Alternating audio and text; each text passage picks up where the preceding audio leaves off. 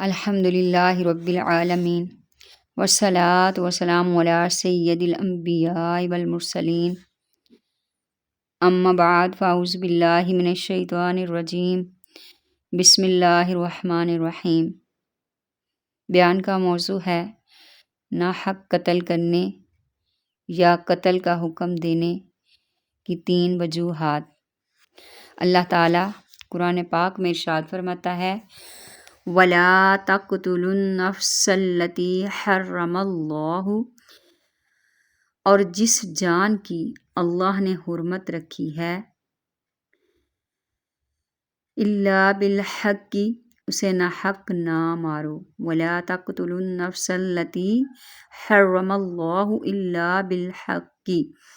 اس آیت میں اللہ تعالیٰ نے کسی کو ناحق قتل کرنے کی حرمت بیان فرمائی ہے۔ ناحق قتل کرنے والے یا قتل کا حکم دینے والے کے بارے میں احادیث کریمہ میں صحت وعید بیان کی گئی ہے۔ حضرت عبداللہ بن عباس رضی اللہ تعالی عنہما سے روایت ہے کہ آقا کریم صلی اللہ علیہ وسلم نے ارشاد فرمایا، قیامت کے دن مقتول قاتل کو لے کر اس حال میں آئے گا کہ اس کی پیشانی اور اس کے سر اس کے ہاتھ میں ہوں گے اور گردن کی رگوں سے خون بہہ رہا ہوگا۔ عرض کرے گا کہ اے میرے رب، اس نے مجھے قتل کیا تھا، اس نے مجھے مارا تھا، حتیٰ کہ قاتل کو عرش کے قریب کھڑا کر دے گا۔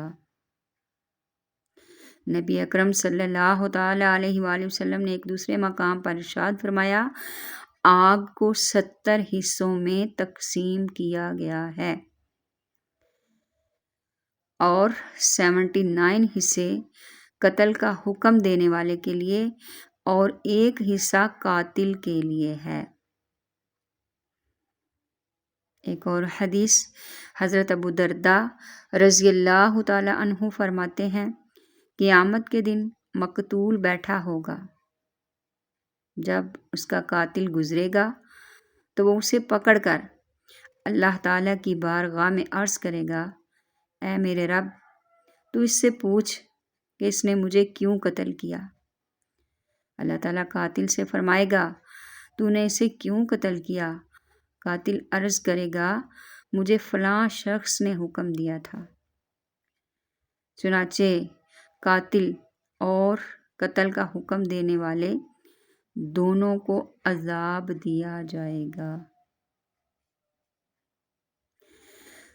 قتل برحق کی صورتیں کیا ہیں؟ چند صورتیں یہ ہیں کہ جن میں حاکم اسلام کے لیے مجرم کو قتل کرنے کی اجازت ہے، جیسے قاتل کو قصاص میں، شادی شدہ زانی کو رجم میں اور مرتد کو سزا کے طور پر قتل کرنا۔ البتہ یہ یاد رہے کہ قتل برحق کی جو صورتیں بیان ہوئی ہیں ان پر عام لوگ عمل نہیں کر سکتے، بلکہ اس کی اجازت صرف حاکم اسلام کو ہے۔ اللہ اکبر۔